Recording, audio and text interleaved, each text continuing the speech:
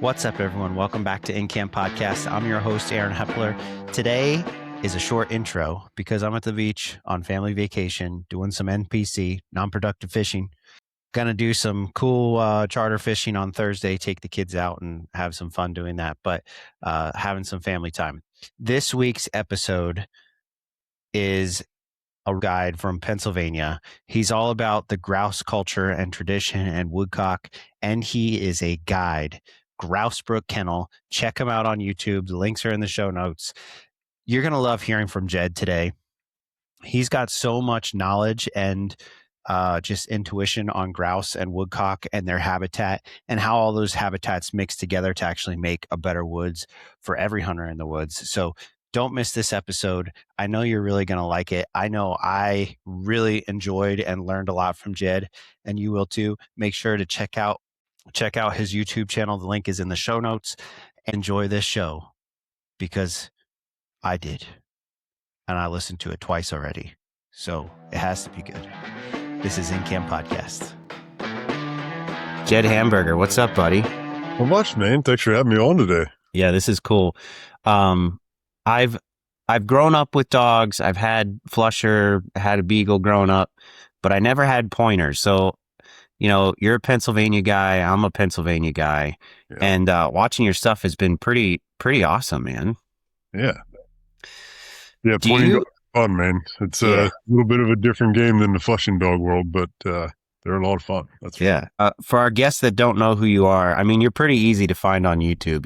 You look up Grouse or Brittany's, and your name pops up. But why don't you tell the guests who you are? And I don't know. You can tell them what you do, but I do want to get into that a little bit later too. Yeah, absolutely. So Jed Hamberger, I started out with bird dogs probably 10 years ago. 12 years ago now. I just lost the old man Buck not too long ago, so he would have been the first dog. So 12 years ago. Been training dogs for a long time. Started out with like hunt test training, set birds, working on preserve, and then very quickly transitioned over to the wild bird addiction. Mm-hmm. And now all I've been doing is chasing grouse and woodcock for probably 8 or 10 years now. We've got Grouse Brook Kennels, and we have a guide service operation that we do, fly fishing and grouse and woodcock hunts in Pennsylvania. So it's kind of us in a nutshell. Yeah. The water is a little on the dry side for the fly fishing now, huh? Yeah, we just had some thunderstorms roll through early this week. So we've got some water in the upper portions of the valley, so of the watershed. So we're doing okay. It's still fishable. Water temps up in those headwaters and those small brooky streams, they usually stay pretty low all throughout the summer. But you also have to balance like pressure and fish in small waters and things like that. But still get a little bit of fishing in right now. Slate drakes have been popping. So we saw some trico spinners last week too. So we got some pretty good dry fly fishing and some backcountry stuff that I don't know. I dropped in probably 2 miles to fish a new stretch that I've looked at it on the map 10 times, but haven't dropped into there, and just took a day and dropped in there and caught some pretty nice fish back through there in literally untouched water. There's no path along the stream or anything like that. So that's very cool. So PA Wilds, I feel like there's definitely it's almost like a state inside our state, right? You get into that, the scenic drive or whatever you want to call it. But once you're up in that region, you know you're in that region. And there's definitely something special to it. You know, people go up there for deer camp. They go up there for grouse camp. They go up. I mean, it's a premier fly fishing destination.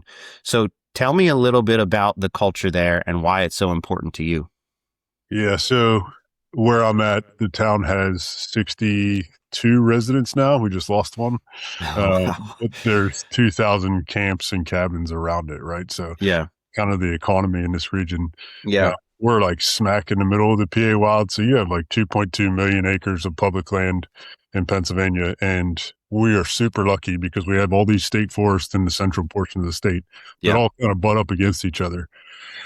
That's tough to find anywhere on this side of the Mississippi, is that much continuous public land access, but also public land that's managed well in terms of forestry management. Mm-hmm. We're lucky that we have the DCNR, and they don't have the issues like a lot of the national forest lands do with their timber harvest and things like that. So where we're at up here in the PA Wilds, we're smack in the middle of it. So you have to drive through grouse country to get to where we're at, which is a beautiful thing. And we have a wilderness area right here behind me, just across the road from where I'm at. And it is the largest wilderness area on this side of the Mississippi. So you have to get out into the Rockies before you find another one that size. And it's got a fishery that comes right down through the middle of it, and it's phenomenal. But there's only one access point, and that's down at the mouth. So you've got like 13 miles of stream plus tributaries that come into that. Yeah. Just completely untouched. So that's a beauty where we're at up here in the PA Wilds. And when you say PA Wilds, that's a huge area, right? It's huge. Yeah. You can get close to interstates and things like that, or you can be over here where I'm at and smack in the middle of it where you've got one blacktop road and more miles of legit dirt roads that have no winter maintenance than you do blacktop. So yeah, it's kind of a diverse area. There's not a ton of business over here because it's not close to a main highway. So we're a little bit slower pace of life, I guess you could say. Yeah. Yeah. It's really the way to be. I've gone up a little bit in like the McKean County area for deer hunting and Potter County for deer hunting and just vacationing with family, like hiking and that kind of thing. And it is the pace of life is definitely different than when you get to some of the urbanized areas. And it's a really special thing. And it's, everybody's worried about losing service, and it does make you, if you're used to it, it makes you anxious for a minute, Yeah, right. and after that minute, you're like, actually, I get used to this. Yeah, right. Well, everybody wants what they don't have, right? And it's really hard to get disconnected anymore. Yeah, for sure. This is one of the few places where you can actually get disconnected. And slow you down a little bit, give you some time to ponder.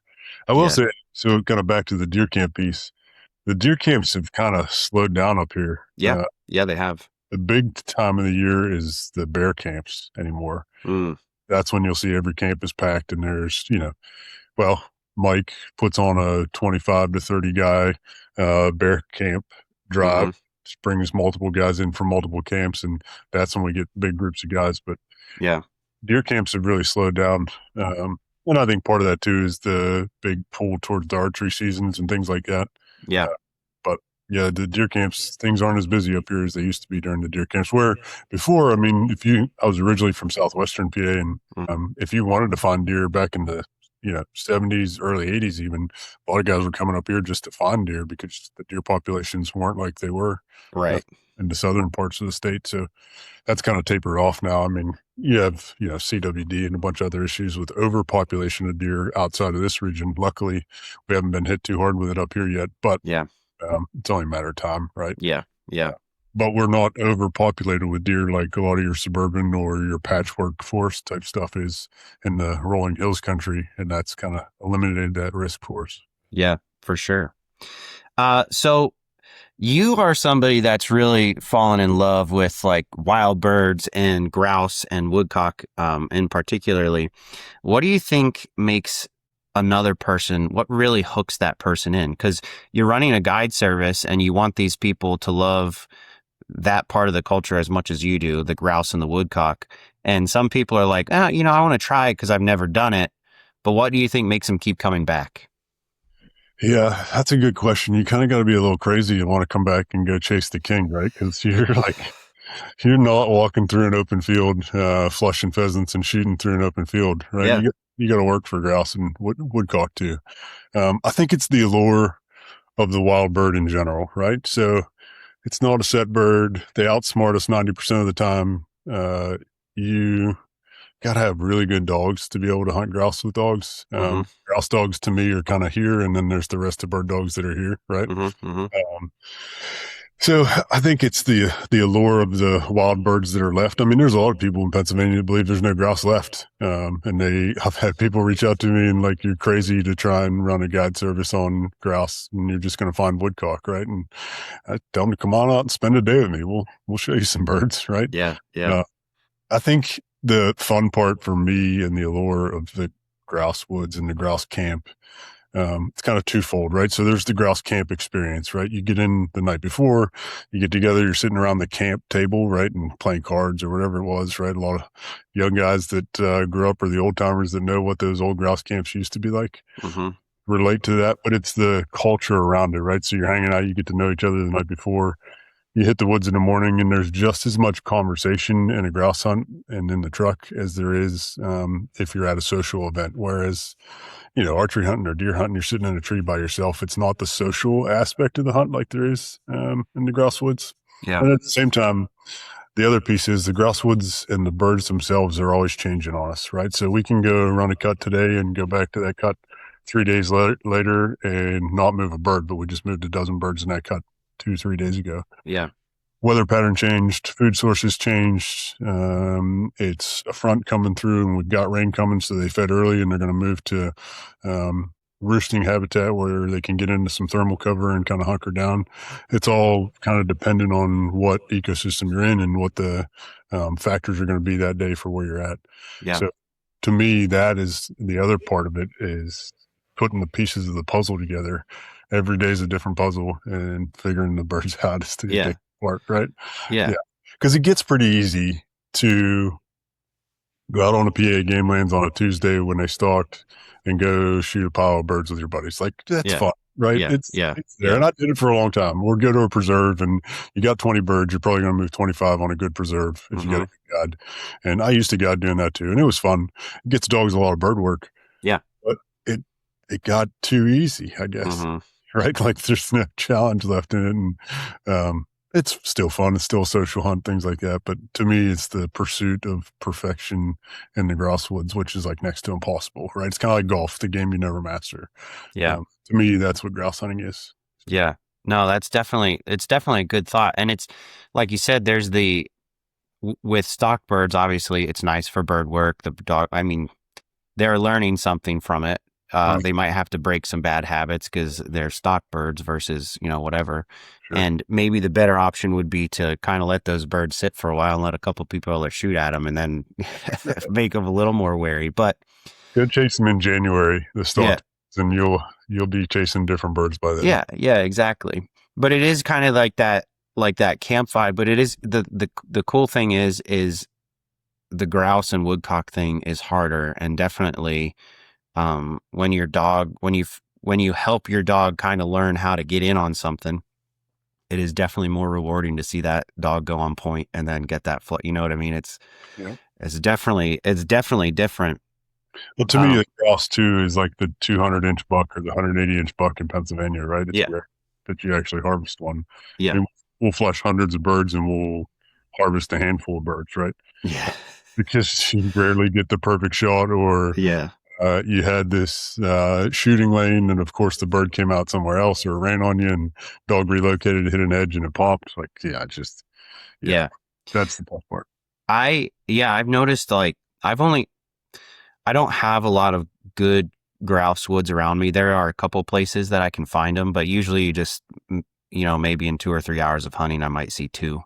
Sure. And usually they're so cagey because they've either been hunted real early on, or so he'll go on point at 50 yards and you take a step and the bird goes up, and it's like, you need a full choke for that, like pretty far along. Yep. And, there's days where birds are skittish like that. And then there's days where birds will hunker down for you for some reason. And is that like the cover you're finding them in? Because, right, if you're finding them in a 15-year-old cut that's pretty thin in terms of underbrush, and you might have a few deadfalls, those birds be pretty skittish, right? Yeah.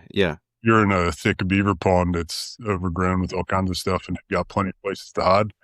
They're going to sit tight a lot of times, right? So I think sometimes it's where you find them and then how you approach it too. So if you're working and that there's always a bird on this landing on this left edge, and you from the downwind side on the right, and you can kind of work that bird and kind of pin it back towards that edge.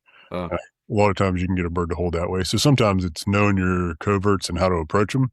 Right? You push that bird right to the landing, it's just going to pop as soon as it gets to that edge, right? Sure. But if you can kind of pin it in a corner where it's got some deadfalls or some cover for it to hunker down in, or some pines, even stuff like that, a lot of times you can get birds to hold based on how you approach them. Well, that makes sense. So do you find that grouse, like pheasants are, especially stock pheasants, are runners? Do grouse run like pheasants do? Yeah. Worse than pheasants, I would say. Yeah. Really? Unless you go to Kansas, those birds run like hell. So That's one of the key pieces for me in training a young grouse dog. The first year that I'm training a dog, I train on nothing but wild birds. I try not to put them on woodcock, or maybe I'll put them on woodcock early just to pull out the point in them. And once I know that they have the pointing instinct and it's there and it's established, then we're off woodcock and we're on nothing but grouse. Yeah. The reason being is, one, you've got to have that length of nose, right, and that caution. Yeah. The second piece of that is, though, a dog has to learn how to relocate and track, right? So there's true dogs, there's tracking dogs, and I always say there's a hybrid dog somewhere in the middle, right? So true dog runs with a high head all the time. It doesn't put its nose to the ground. The tracking dog puts its nose to the ground 90% of the time, but it's tracking almost all the time. The hybrid dog can run with a high head, cover a lot of ground, quarter for you. When it picks up scent, maybe it's faint, it'll put its nose to the ground and then it's going to start tracking, right? To me, that's the ideal grouse dog because you've got both sides of the game that you can play. Yeah. It's pretty rare to get the first point on a grouse and that bird holds unless you've got a pin somewhere. Right. So a lot of times you get a birdie dog, it goes on point, it waits for you to get there, and then you walk up, you release that dog, it goes from high head to putting its nose on the ground, and then it's tracking that bird. So then you get in that dog's hip pocket, and you're working with the dog out in front of you or close to you. Now, at the same time, if I've got other people with me, I'm going to send them out in front of us and try and cut that bird off on both sides if we can, side of the other. But then that dog relocates, goes on point again. It might relocate again and track and go on point again multiple times until that bird hangs up or gets into a deadfall or hits an edge, something like that, right? So kind of the cat and mouse game of grouse hunting. Sure. Which, man, to me, when I got a young dog and they're year and a half old and they finally start to figure out that tracking piece and they're done like getting too excited and ripping birds, right? Yeah. After the first track or the second track to a point, man, that's like when you're right there on the verge of having a great grouse dog. Yeah. So yes, they absolutely run. And that's what it takes to have a pretty solid grouse dog, is a dog that can creep under control when they're given permission to. Okay. Because you don't want that dog to start creeping without you, right? Right. Because it's end up busting that bird. Right.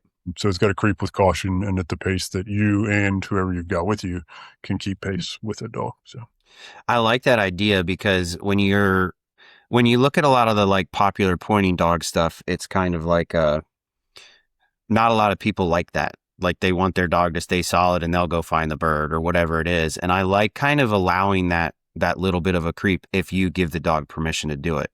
Yeah. Or at least until they wait for you to be right next to them and be like, where's it at? And then kind of also probably kind of a release, but I don't let them creep unless there's a release, because what will happen is they'll naturally taper off and start to creep earlier and earlier as the season goes on, right? Yeah.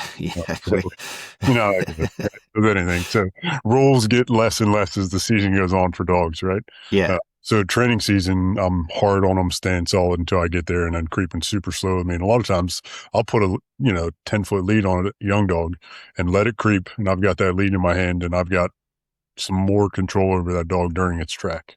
And we'll be slower at that point, but it's more teaching the concept of tracking with caution and staying within range, not tracking 40 yards out in front of us too fast and then you go and bust the bird and we're not there to shoot it for you. Yeah.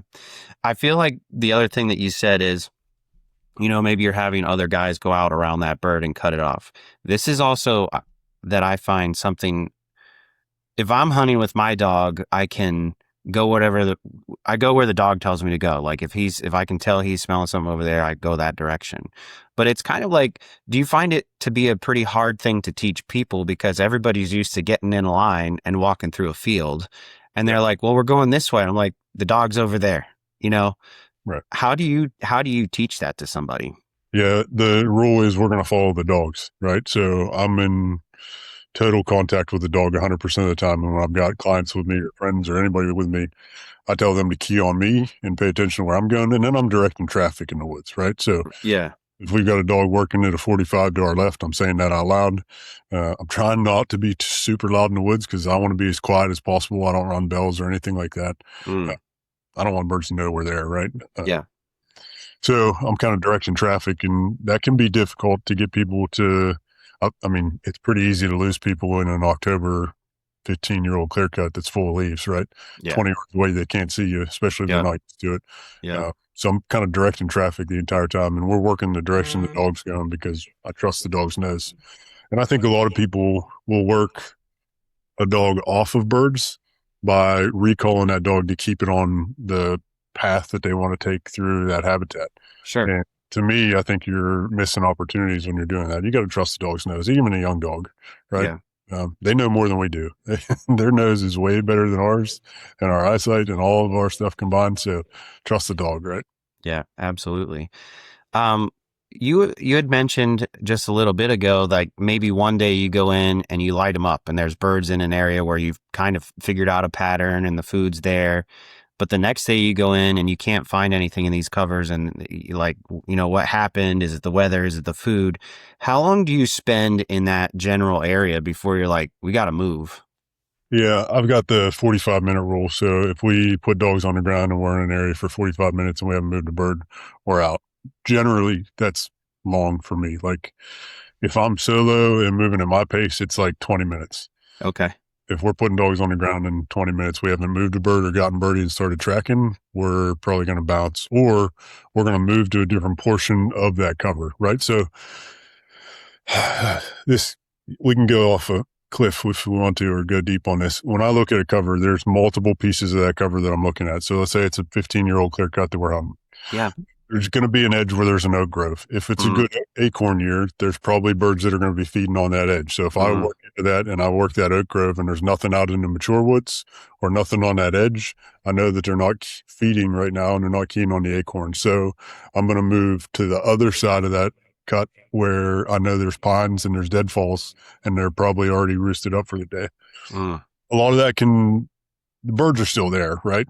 Somewhere within that vicinity. Right. They're not going to move far. So the piece is figuring out where they're holding at the time that you're in there. So you can look at time of day, weather patterns, all that kind of stuff. Birds want to feed. They want to pick grit every day. And then they want to loaf most of the day, right? So if you can time your feeding patterns right with the fronts that are coming through or the weather patterns that you've got. And there's some days where they're just going to feed for like 15 minutes on high protein and then they're going to hunker back down. Yeah. So you don't really have much of a feeding window and you're really just hunting those roost covers. And then to spin off of that a little bit, there's secondary and I always say like third covers that birds will move to that aren't what you would think of as like prime grouse habitat, right? So yeah. On the edge of a cut, there might be a big hemlock valley down over the ridge. And those birds are moving into Hemlock Valley because it's going to rain all day. And they know that. They feel the pressure coming, right? They don't want to sit at the base of a tree where they're shedding water all day. Maybe there's some deadfalls that they can hunker down under, but then they're limited on where they can move if a predator comes through, right? Okay. Yeah. So the thought is, and a lot of times they're roosted in hemlock trees on those days that it's like pouring down rain or consistent. But they're going to get where it's dry as possible and they can find food pretty quick and feed for a short amount of time if they need to. Yeah. So on those days, I'm going to work into that cut and I might check the acorns quick to see if I'm hitting them at feeding time. And if not, I'm going to slide down and run that valley down off the side and then work our way back out, which is twice as long to get back to the truck. But we'll find birds down in that valley while we're down there. Right? Yeah, worth it. You know, I think you're the first person to ever answer that question directly. 45 minutes, 20 minutes, whatever. Yeah, Nobody wants to answer a question like that because it's like a lot of dependent stuff. But I think that's definitely something that you've, watching your content, you've kind of mastered because you said you know where to go to next. Yeah. And that's really important, kind of knowing the weather patterns. And, you'd mentioned you kind of wanted to get into grouse biology and that and talking about weather and that kind of thing. And I think that's important to hunting. I'm glad you mentioned it because it's understanding the grouse and what it wants and what it needs at the time of year, what weather it needs is really important to understand first so you can know how to hunt them to gain knowledge. Yeah. And I think it leads to efficiency, right? So your flush goes up because you're spending less time in cover where birds aren't today, right? Yeah. For the day. So I think that's a big piece of it too, is that's how you become efficient, is being willing to adapt based on what you're finding. And then when you look at a weather pattern and you know that, let's say you've got a snowstorm coming in the front, you know that birds are going to feed early before that hits. And if it's going to hit at 10 o'clock, get out at daylight because those birds are going to be on the road picking grit and hitting food sources quick, probably catkins because they want to eat. a protein shake that day, eat very little for a short amount of time, and then get back to where they can hunker down and rest. So now you got a sunshiny day and very little wind, and it's going to get up to 60 by the afternoon in early October. Good luck. Yeah. Birds are spread out, man. We're going to have to cover some ground today to get on bird numbers. Yeah. But that just opens you up to letting dogs work a little bit bigger, cover more ground, and then you're not hitting concentrated groups of birds. You're hitting more singles or doubles or brood groups in the early season. Yeah. That kind of stuff. Yeah. What do you think is for the basics to advance? What do you think the most important place to start understanding a grouse really is, and then kind of working your way to where you've gotten to? Yeah, I think. Well, understanding basic habitat, right? So clear cuts that are prime age, right? Golf ball size to tennis ball size trees throughout the cut. You can't walk straight forward. You got to turn sideways, right? You got to get skip walking through the woods. That's the age cut you want to be in. Good mixtures of conifers and thermal covers within that is ideal. And that's part of, I think, why we have success is because we're literally running dogs in March and April, and we're training on the old birds that survive the winter. So these are smart, savvy birds, and there's very little ground cover at that time. So to me, that's when you really refine a good grouse dog. By the time August and September rolls around, which we're about to kick off training season and brood check and habitat check season, we e-scout all winter long, and then we're looking at new coverts, and we're looking at those secondary habitats outside of that clear cut or that woodcock valley or those headwaters, that kind of stuff. We're looking at those secondary covers around it, and we're going to go check the cut, and we're going to run that for birds.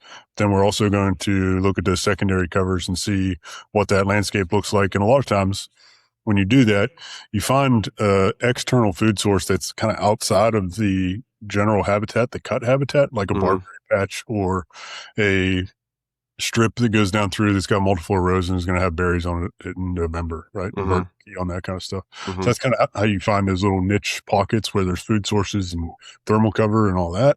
Yeah.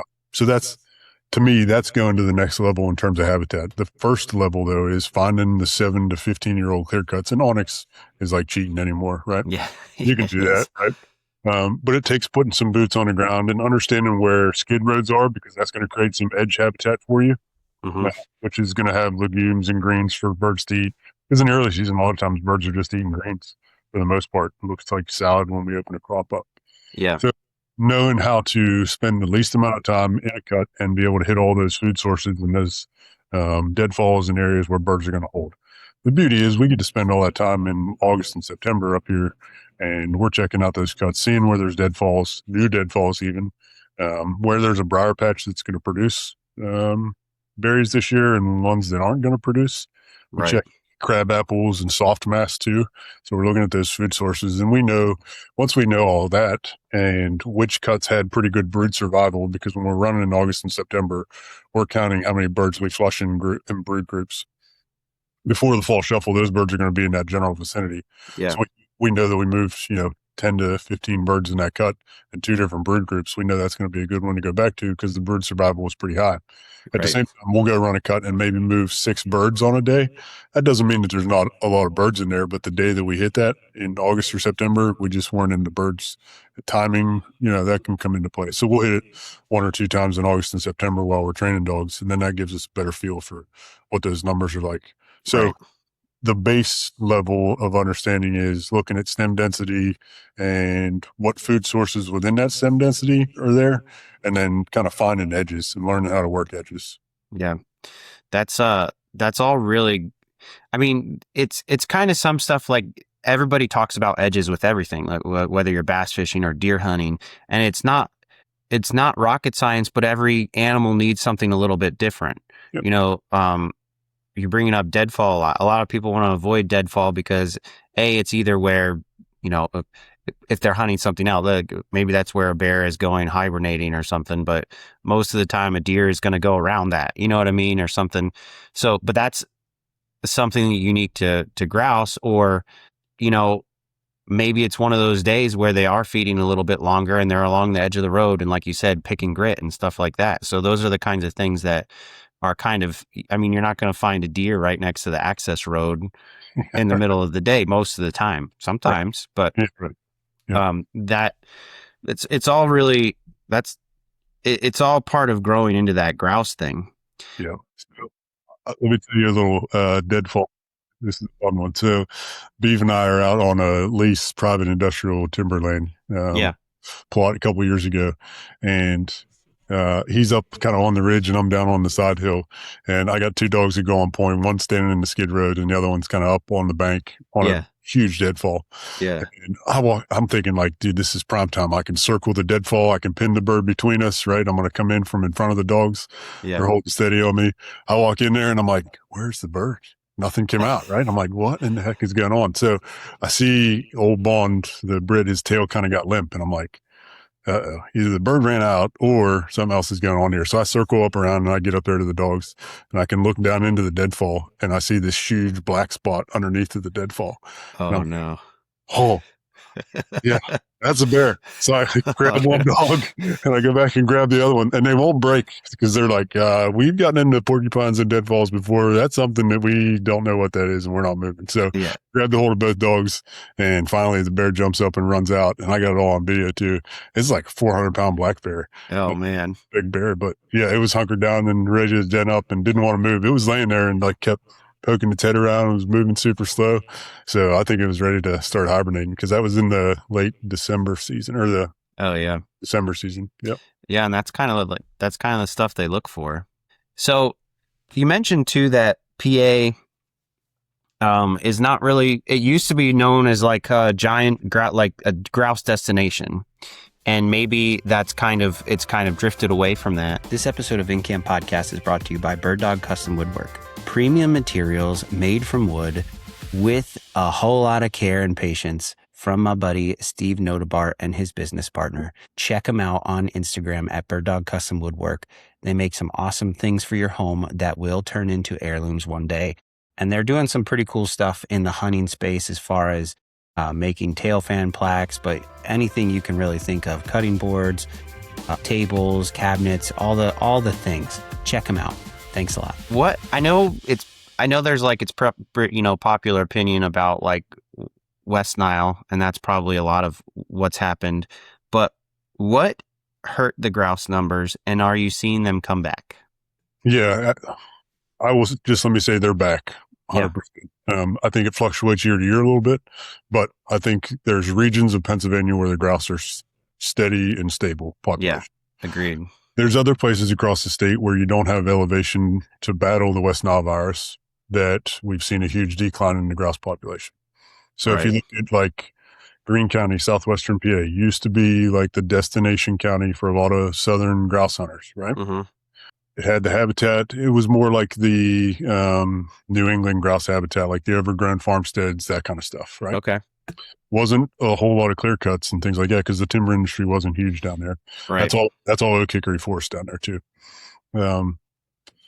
At that time though, the grouse population was thriving because West Nile virus wasn't even a factor down there. When West Nile virus came through, that doesn't have the elevation anymore, and it got hit pretty hard. Now, when I was still working down at West Green, we had some trail cam pictures of grouse down at Enlow Fort for any of you that are down there.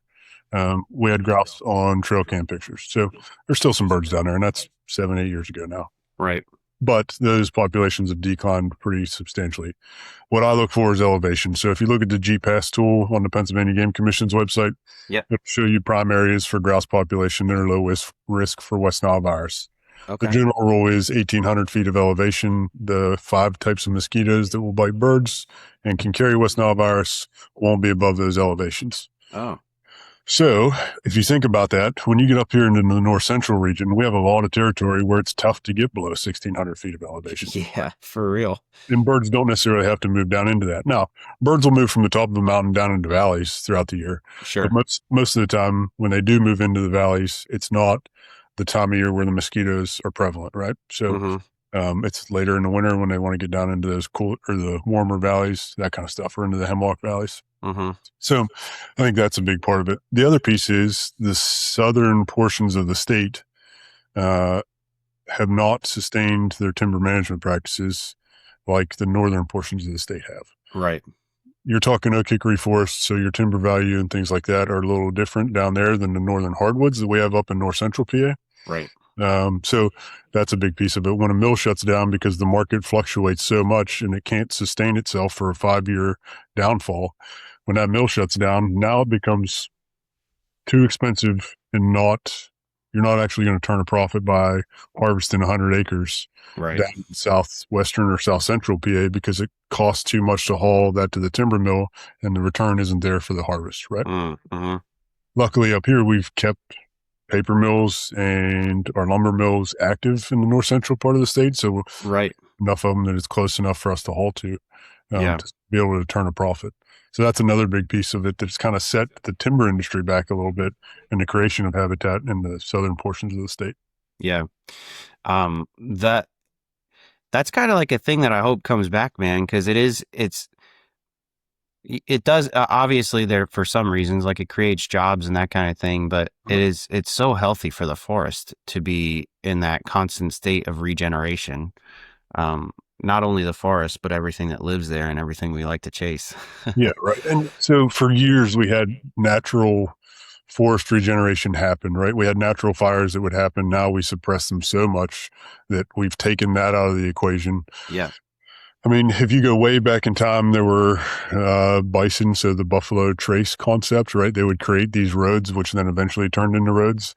They would actually destroy forest sections, right? So they would create that fragmented habitat throughout where birds could move into and out of. We had a substantial elk population, so they would mow down portions of the forest for us, right? Yeah, yeah. We don't have that anymore. There's like the story of the passenger pigeons. I don't know if you're familiar with that at all. I'm not. So before they became extinct, would come through and come into a nesting area, and you're talking like multiple miles wide by 10, 12 miles long. Yeah. And they would just completely destroy that forest because there were so many of them there, right? Okay. They called it blackouts when they would fly through. So they would actually create the regeneration of that forest, just naturally happening, right? Right. Now we have to do our part to make up for that loss, because what we have now, if we don't touch it, is a bunch of old growth and a naked floor of the forest that has no habitat at all. So now the human influence has to be there and has to be increased to make up for the natural influences that we've lost in terms of forest management. So yeah, do you find, depending on who you're talking to. That's a lot of good information. So obviously, a herd of elk is less expensive to pay than a sawmill, you know. So we got to like protect that kind of stuff. But what about do you see any conservation efforts in like volunteer groups that are helping that kind of thing, like with the Grouse Society and stuff like that? Yeah, so our chapter is the Upland Bird Hunt chapter of the Rough Grouse Society in Pennsylvania, and we have members from all across the state for the Upland Bird Hunt. But Garrett Baker has taken on our habitat projects, and he's developed partnerships, and we've obtained grant funding for all of these. This year, one of the ones we did was with the Army Corps of Engineers down towards Tionesta. Very cool. So we did a alder regen cut. So there's this huge valley of alders, and it's more of a woodcock project. But I'll get to the second phase of it, which was more grouse oriented. We've done this for 3 years now. We've been working on this project. There's this huge valley of alders right along the creek. And what we did was we came in and cut checkerboard patches and then a path through the middle of it. Okay. 3 years later, we came back, and that first patch that we cut was now 6 feet tall, and the stem density was super thick that you couldn't get through it, right? Yeah.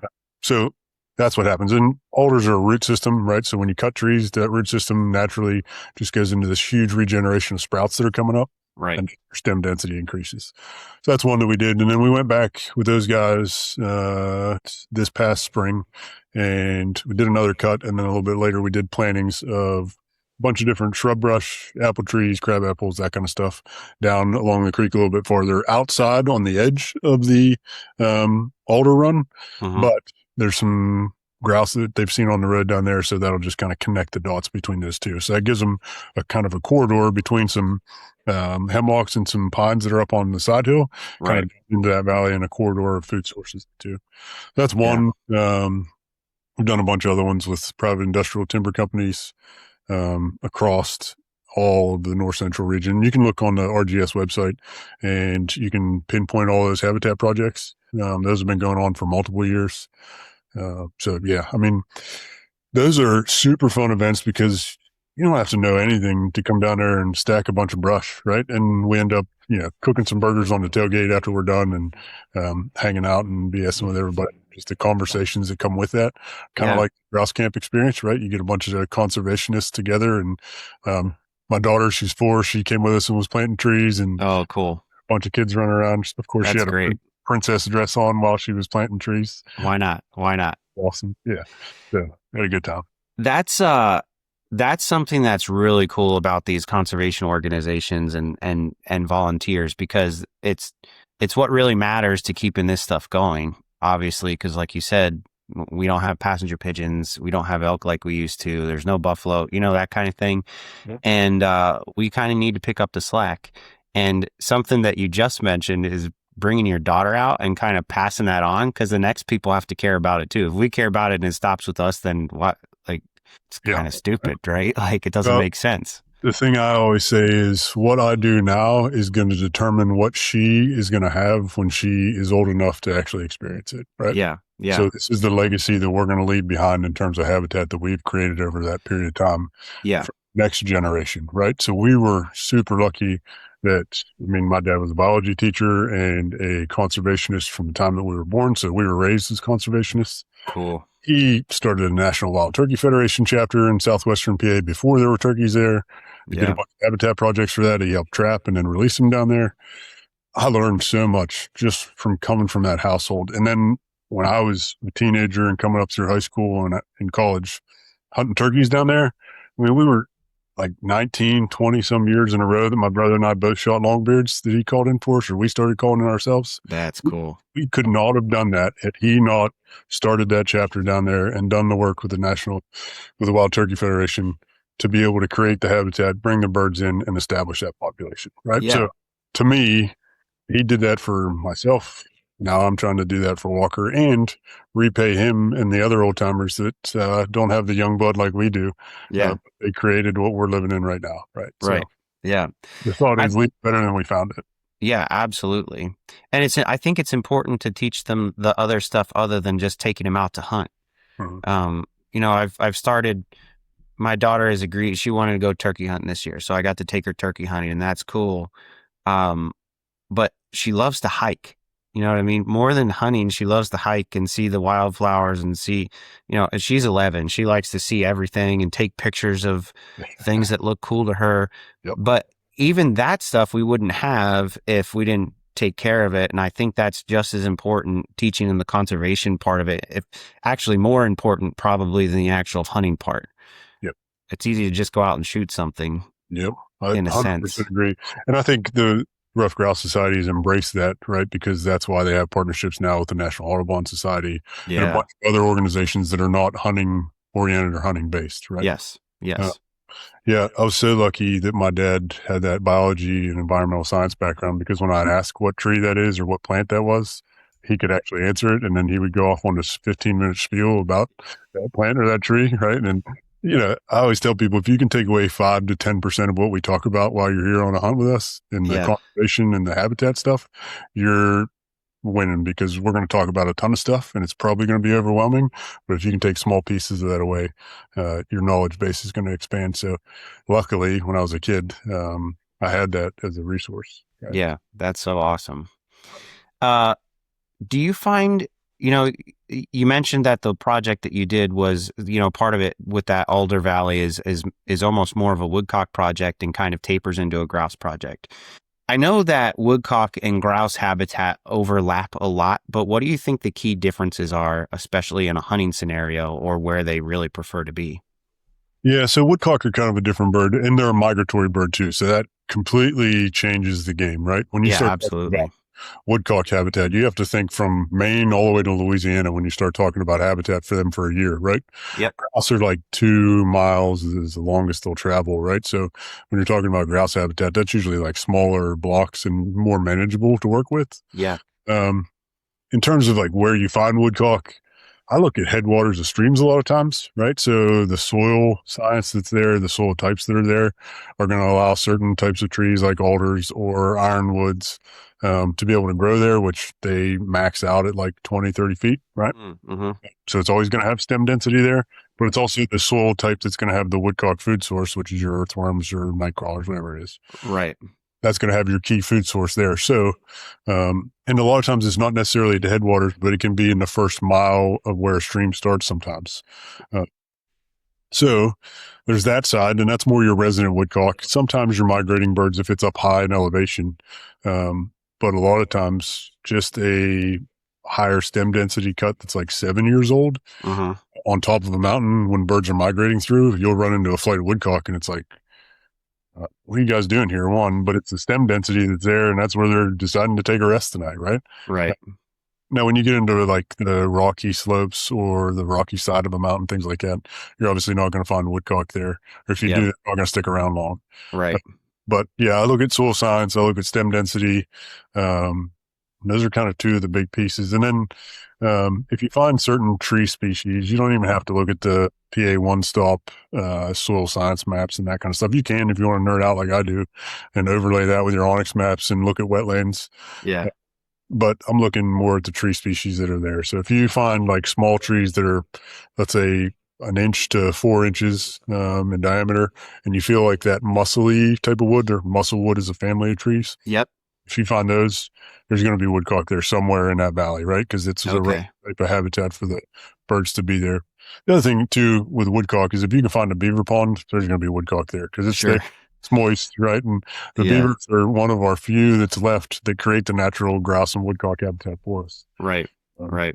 So yeah, especially if you can find one at elevation, which I just found a new one at elevation this year. And I haven't run it yet because we've been giving the birds a break and we just found it this summer, but I will definitely be in there here soon. And it's like a stack of like 7 different dams and it's all at high elevation. Oh, cool. So I have a feeling that's going to be like a flight stop guarantee. So yeah.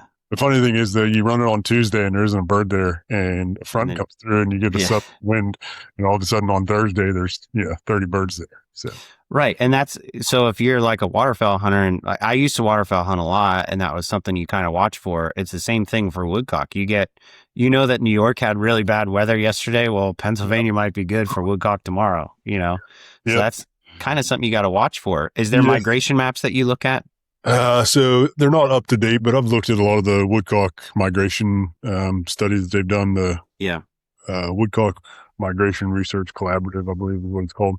I looked at a lot of their maps, and last year, for example, we had that snowstorm come through there in like the early part of November, and it pushed all of our woodcock out. And the New York and birds north of us just skipped over our section of Pennsylvania, farther south, and we were just getting some birds trickling through after that, not like big flights at all after that. Right. That's just from year to year. At the same time, though, for the last 3 years, the New York season opens on October 1st.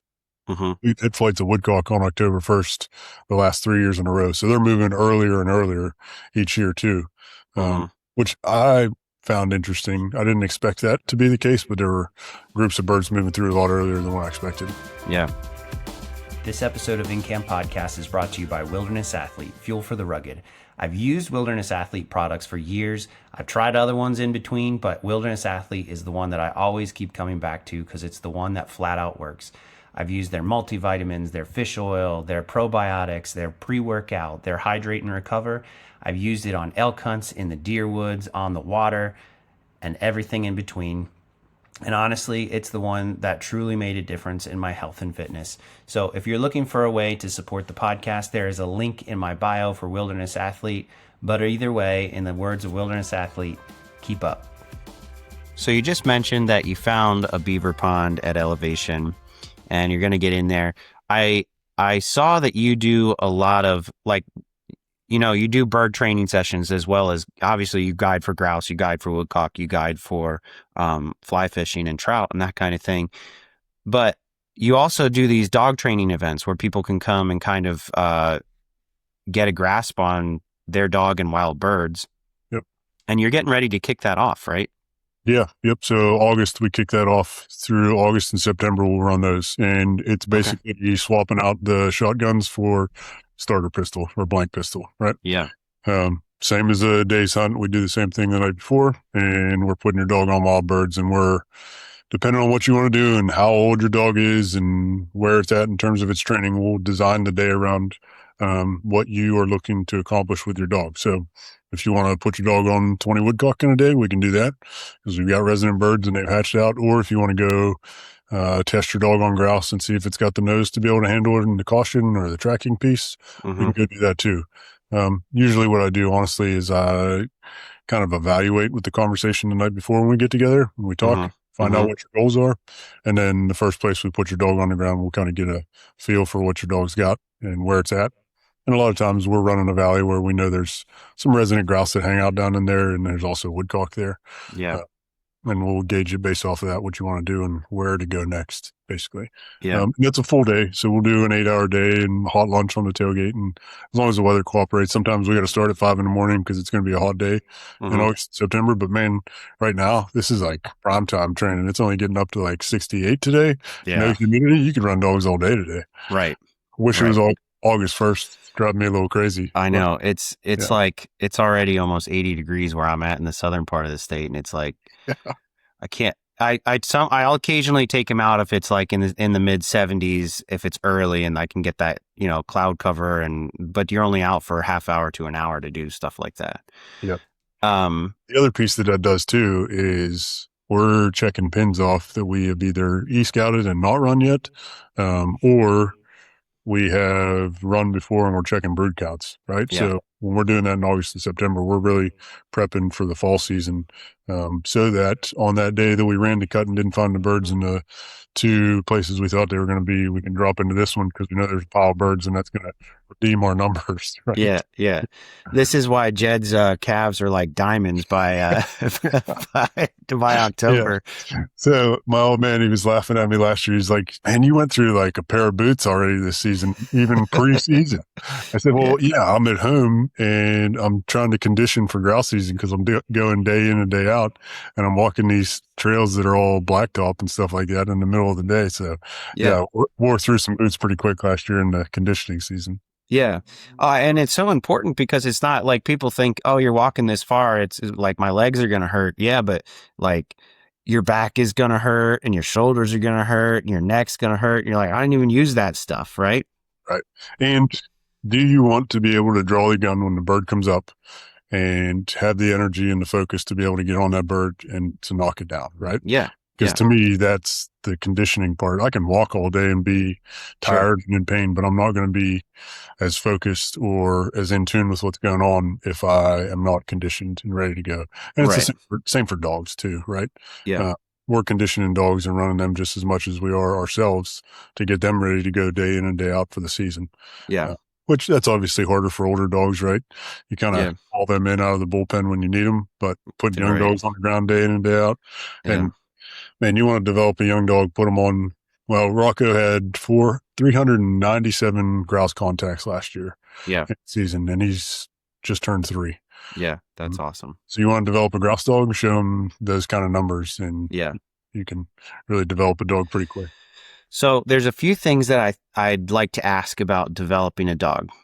Sure. So the first thing is I think you live in an area where you have the opportunity to put your dog on something like that.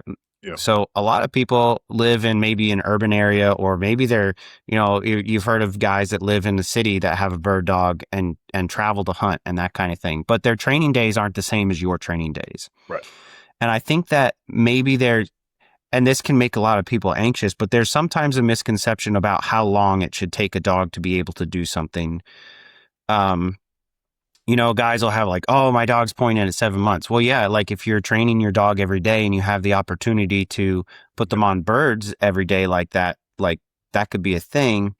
Do you find that it takes some dogs a while to mature into a point or like really kind of figure things out for the average hunter? So I come from education. So every kid is different. The way they're going to learn, every dog's different, and the pace and the experiences that it's going to take for them to learn. Yeah. What I will say is don't set a timeline based on time. Set a timeline based on the number of training days, the number of bird contacts, the experiences, not time, right? Experience better more than time. Now, the beauty of training with set birds outside of grouse country is you can set up training scenarios all day long to work on the pieces that your dog needs to work on, right? Yeah. When you're working dogs on wild birds, like you have no control. Yeah. Right? So, the control is the correction, right? So whether that dog does what it's supposed to or what it's not supposed to, and how quickly you can react to reinforce that correction, whether it was good or bad. Now, old dogs will teach young dogs, and guys will argue with me about this all day, but come on up. Yeah. Old dogs can teach young dogs a heck of a lot in that first season, right? Yeah, I believe that. I train a lot of young dogs to back before they point. Okay. Here's the beauty of that. Let's say you've got a 9-10 month old dog coming into August and September. The pups that I just had this year will be about that. That young dog that you put on the ground with an old dog is going to have to go on point, and most of my dogs naturally back, right? So they're naturally going to back, or you can will them into a back. When you do that to that young dog and it's behind an older dog in that scent cone, it's getting less scent back here than that old dog is getting up there. So now it learns that I have to point at that little tiny amount of scent versus what that older dog's pointing at up in front of it. Now that old dog that's a grouse dog, it's already at a good distance from that bird, right?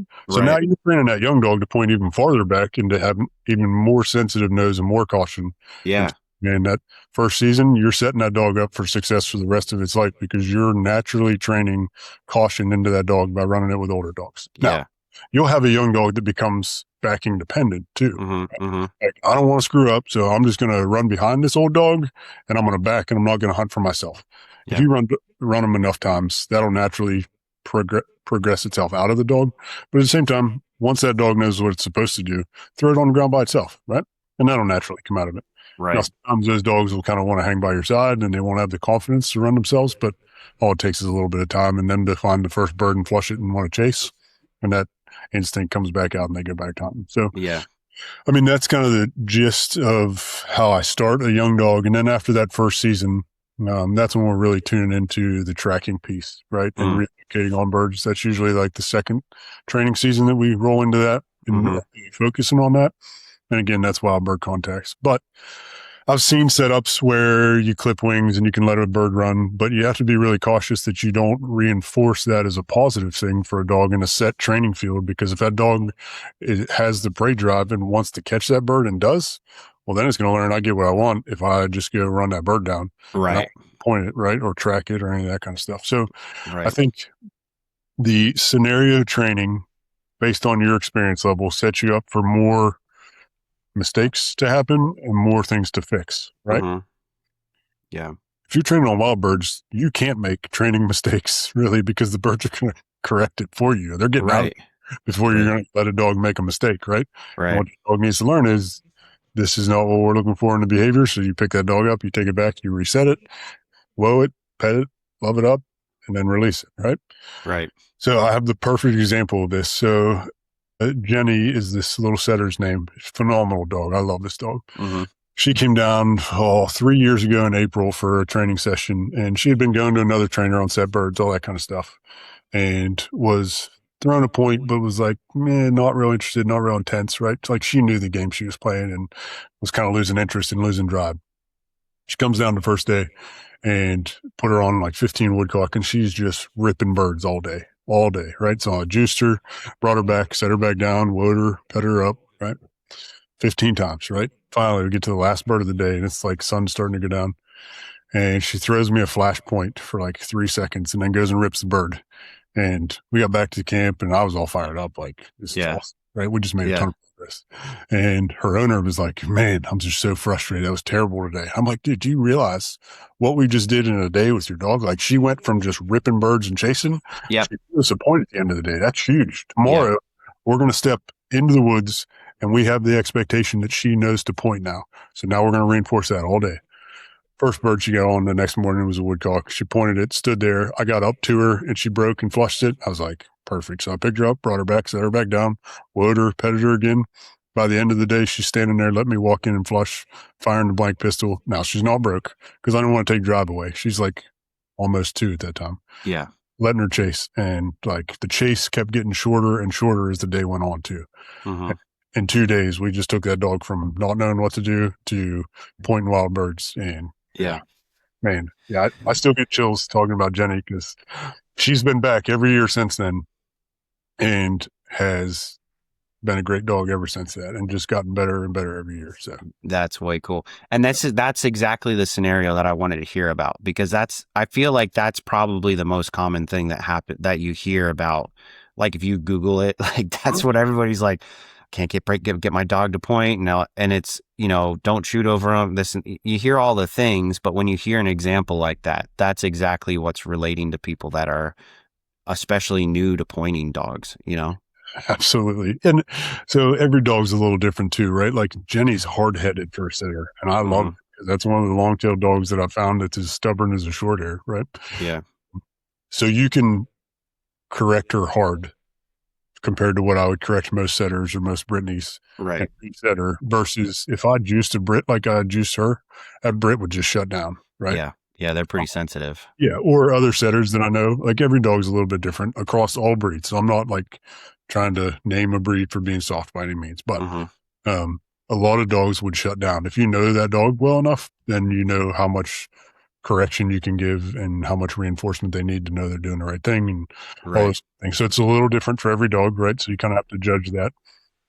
But if you've got experience from training dogs, you can figure that out pretty quick. Now, that's a piece that a lot of people will make mistakes on, is they'll overcorrect a dog, or the timing of the correction is completely wrong, and then the dog doesn't know what it was getting the correction for, right? And that just kind of comes with training experience. So, for example, if that dog threw the flash point, ripped the bird, and then is coming back to you, and now you shock it, now it thinks it's getting shocked for coming back to you, right? Right. It has no idea why, right? Right. Or if you make the mistake and shock it while it's on point, like I've seen all of it, right? Yeah.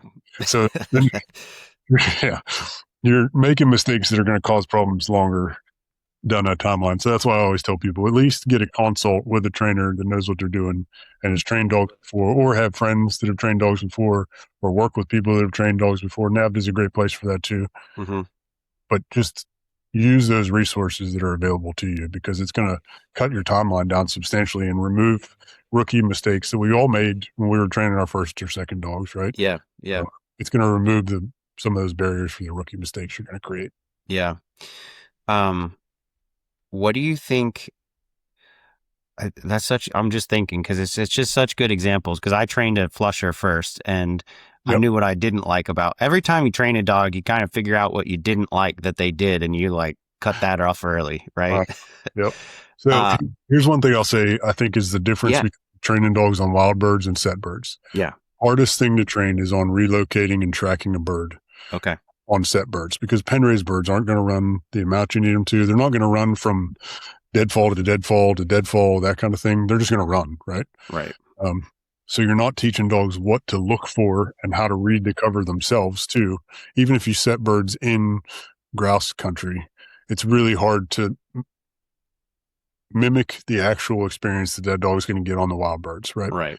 So that's, to me, that's the difference in how you can kind of change the timeline that it takes to develop a wild bird dog versus a preserve dog, right? There's great preserve dogs that are never going to do well in the grouse woods because they just aren't going to be able to track, or they're not going to know what to look for. They will eventually, but it's going to take a lot of time to get there. Right. There's nothing wrong with introducing dogs to birds, right, in a set training scenario.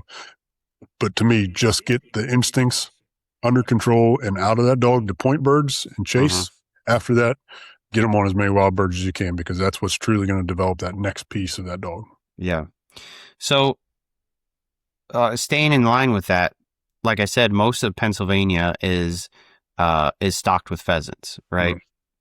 And like for me, the access to stocked, I have plenty of woodcock. I can find woodcock here and put them on woodcock. Woodcock hold a lot tighter than the grouse that I've experienced in this area, right? Yep. Like he can be 10 feet from them and they won't flush. Yeah, that's right. And maybe you get with that with pheasants, you get a little bit of the running. I found that, like I said, if you wait a couple days after everybody shot at them, they're a little more cagey, and they're still not wild birds, but it's better because they're pressured. Right. And when they get into fence rows and stuff like that, and the dog has to learn, like, I smell the bird here, but I need to point it here, that kind of thing. Yep. I think that's important. But if that's what you have access to, you said as soon as they kind of get introduced and that kind of thing, it's time to put them on wild birds. But what if you have to travel for pretty far for wild birds? Do you want to keep contact with stuff are you hunting stock pheasants? Are you buying chuckers? Is that something that you would recommend? Yeah. I mean, there was a time when I still lived down in southwestern PA that's what I was doing, right? I was working at a preserve, training on pigeons. I built a training facility, a sportsman's club, basically. Yeah. So we would do all that training there and then come up here and run dogs on wild birds on the weekends when we could, right? And it was maybe 2 weekends in August, 2 in September, and then we were rolling into grouse season, right? Yeah. Yeah. So you can do it. Is it going to be as fast creating a grouse dog? No, you're going to have a woodcock dog. No question. You'll be fine with woodcock. But it's just going to take you a little bit longer. You can set up some training scenarios, but they're never going to truly mimic it as perfect as you can. But you've got a handle on your dog and you can control your dog in the grouse woods. That sets you up for success too, right? Right. You have the commands established and the behaviors established with the commands, not just the dog's instincts to point when it smells a bird, but when you say whoa for it to go on point. There's a big difference there. Right. If you've got that, then you can manipulate that dog while you're in the grouse woods. Right. The other thing I'll say about training grouse dogs on set birds or pigeons, things like that, there's a big piece that a lot of people miss, that when a dog is running a straight line, let's say down a path, and all of a sudden it turns its head and it wants to go in where that bird is set 15, 20 yards into there. Yeah. As soon as that dog turns, stop that dog and whoa it, because it just got sent. Okay. Right? There's a reason it turned, right? Right. It doesn't naturally turn there where the bird's at, right? Right. Chance. It picked up scent. Whoa that bird right there. Most people that are training on set birds and things like that are going to let that dog creep into, let's say, 5 yards, 15 feet. And then when it wants to go on point, right? As soon as that dog's body language changes, that tells me it picked up that bird. When you because what that's going to do is create the nose, right, that you need, caution, and the length of point that you need for it to be able to point wild birds for you. Yeah. Now, is that great for field trialing? No. I mean, Brian sends me Brittany's from Wild Mountain Brittany's. He sends me dogs that have too long of a nose to play the field trial game because they're going to point 30 yards off a field edge, and he's not going to find that set quail that's on the edge, right? Right. It's terrible that I get those dogs. They're house dogs. But they're not going to be the right dog to play that game, right? Right. But that's a way that you can take small pieces of what you're doing training on set birds and actually train for that dog to be a grouse dog. Yeah. It's seeing little things like that you're not necessarily going to see unless you understand or have trained multiple dogs before or have worked on wild birds to understand what that depth is and how far a dog can actually pick up scent. I mean, if you've got a big scent cone and a wind, I've seen dogs that are way too far away for people to believe that they're pointing that bird. And when that dog's body language is stiff and tight and high head and high tail, you can't tell me it doesn't smell that bird. Why else would it stop there? Right. Right. Yeah. And that makes complete sense. And I think it's something that like maybe a dog is learning as it matures. Like my dog will like change body language when he smells a chipmunk sometimes, but then it's starting to be different than me learning him. I'm starting to be like, he smells a chipmunk, not a bird. But what you're saying is makes a lot of sense too, because there should be no reason for a dog to kind of like check itself if it's running a straight line. That's a really good point. A really good point. And it starts to work that direction and it gets a little birdie, whoa it right now. As soon as that tail picks up or whatever sign your dog gives you that says I'm getting birdie, just whoa it right now and then go work that. I've picked up from watching your YouTube videos that you are very in tune with your dogs and reading their body language and understanding, like you mentioned, like maybe that dog's a little softer. You said every kid is different. So maybe you get a dog breed that typically you couldn't correct that hard, or maybe it's one that is a soft breed, but you can like do whatever you want with that dog. What do you think's key for you to learning a dog's body language, and what things do you need to start doing that?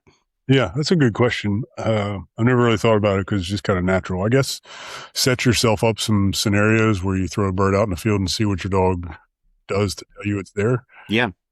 The other thing too is I've videoed a lot of stuff, so I look at those videos.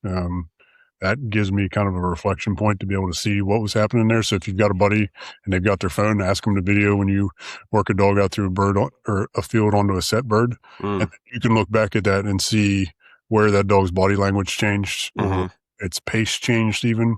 It just slowed down a little bit, things like that. That would be how I would do that, I think, if I was just starting out. The other thing too is you've got, with NAVHDA chapters and the bird dog community, you've got experienced trainers everywhere, right? So they're going to see things in dogs that you're not necessarily going to see. Yeah. So yeah, when you're talking about softer dogs and not correcting too, to me, the soft dogs usually want to please you just as much, right? Yeah. Especially if you already have that relationship. It's different for me training your dog versus you training your own dog. That's why I always have them, the owners, with me when we're training their dog, because I want them to see how it works. And I also want that dog to respond to them, right? Right.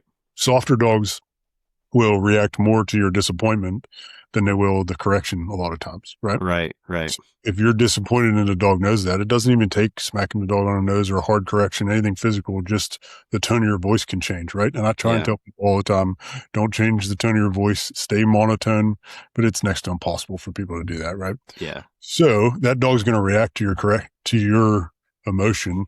When you pick that dog up and take it back and reset it and you're disappointed and you pet that dog after it broke, that dog's going to know that you're happy now that it's standing there, but you were disappointed whenever it broke and busted that bird, right? So it might take a few more reps, but for a softer dog, a lot of times that's kind of what they're looking for reinforcement.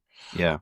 And you'll see their reaction afterwards too, because they'll start to auto correct themselves after that. Whenever they do it right and you get excited, they love it, right? And they want to do that again, because they'll run back and they'll jump into your chest a lot of times whenever you're excited.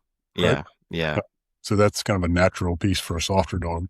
And that's where self-control is super important for the handler and the person training the dog, is having your own emotional self-control to be able to not get too escalated and escalate the dog, but also show that emotion somewhere in that middle range. Yeah. I know you said that some dogs stop following the rules by the end of the season. And I think some handlers probably need to go to anger management classes by the end of the season. Listen, you can keep a dog following the rules all season. Like now that I am doing the guiding full time and not carrying a gun, I am like training dogs 24/7. So my dogs, now that I'm not shooting at birds and not paying attention to them and paying attention to the bird, they're like not taking steps back through the season, because I'm completely in tune with them and handling them the entire time. Yeah. So you can, I mean, there's a lot of guys that don't want to do it, but just take a training day and reset a dog in the middle of the season, right? Yeah. Go buy 5 chuckers in the middle of the season, because there's plenty of birds available to buy at that time, right? Right. Take them out, throw them in the field, and you don't carry a gun, but you take your buddy with you and have him shoot the birds for you, and you just work your dog and reel them back in a little bit. Yeah. That goes a long way. But there's some dogs that are pretty savvy, and they'll learn that when you have a gun in your hands, there's a different set of rules than when you don't have a gun in your hands. That's true. It's the same thing as when you put a collar on when you don't have a collar on. Yeah, right. Yep. I'm trying to think of other things that we can talk about with dogs here, but man, this has been a lot of good information, and what I love about it is Pennsylvania information. Yeah, right. What's the one thing that I wanted to ask you, this, I try not to get too like strategic, and this has been a super informational podcast and I loved every minute of it, but I really want to hear a favorite Jed story from the Grouse Woods. It could be like one you were guiding on, or one that you had just a great day by yourself. So I got one. I don't know if you're going to believe it. This past season, we were out for a day and had my dogs on the ground. So the guy didn't have any dogs with him. And we hunted all day and we moved a pile of birds. I'll just start with that. We ended up moving 19 birds that day and had multiple, like, pointed grouse. You walk in on the first or second point and walk in flush, they pop up, fly out, and back, no bird, right? I mean, it happens, right? The last, like, waning hours a day, like, because it's like one of those days where we have to take a bird home. Like, you deserve a bird because we put the miles in and found a ton of birds. We got to get you a bird. Yeah. So we're at the last spot and we work up through this power line valley. And it's got cover on both edges, and we'd worked up through there, and we moved 2 grouse out of there up high hillside. Dogs working pretty well, but shots fired, no bird. So we're coming back out, and there's this little apple tree there. And we just walked past that apple tree. Dogs were up on the hill, but we'd literally just walked past it, and that bird just hunkered down and didn't move. So we're coming back out, and that bird flies straight out from under the apple tree, right down the power line path. And it goes down and it kind of banks into the left and goes up into these pines. And no shots were fired. I'm like, oh, man, I thought that was going to be it, right? So we come around the bend, and where that bird cut into the left, here comes Jack, the little Brittany, with a grouse in her mouth, and she's coming back to me, and I'm like, what in the heck? How did that happen? No shots were even fired. So I'm standing there, and I got a huge male grouse, this old bird too, in my hands. Yeah. I'm looking at it, and fan all, folded out, and I'm like, what the heck? And I look up, and there's that power line. That bird hung itself on the power line and went down and bank. So no way. No birds were shot that day, but we went back home with a bird in the bag. So that doesn't happen every day. I guess you can count that one for the dog. Yeah. That's cool. So I guess I got another quick one for you. So yeah, I had a cancellation. So Dad and Mike and I got out for a day by ourselves, and it was right during the woodcock flight season. So we hadn't been down a valley that we've known for years.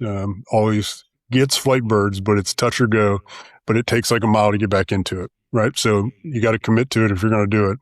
And it's either going to be empty, or you might find a bird or two, right? Yeah. Or you hit the flight and it's loaded, right? Mm-hmm. Well, that day it was freaking loaded. So we go down through that valley, and it's just bird after bird after bird, and like 3 dogs on point on 3 different woodcock, right? Oh, man. So I just opened the gun up and threw it over my shoulder. I'd shot 1 woodcock. I didn't need to shoot anymore. And Dad and Mike are just hooting and hollering and having a good time all the way down through there. But it was, when Dad and Mike and I hunt, we put way too many dogs on the ground just because we love to handle our own dogs, right? Sure. So we had 5 dogs on the ground going down through a valley, nice. Multiple dogs on point on woodcock all the way down through there. And, it was the only day I actually got to hunt with Dad and Mike this past year, which to me is super important because I wouldn't be where I'm at without those two. Understanding the grouse woods and the birds themselves, and those days that you get to spend with the people that you love in the grouse woods are super important and super special days. And we only get so many of them as these old timers get older, man. And it is, it's super important that we spend as much of that time as we can because those days are limited, right? And some reason the grouse gods blessed us that day with the flight of woodcock.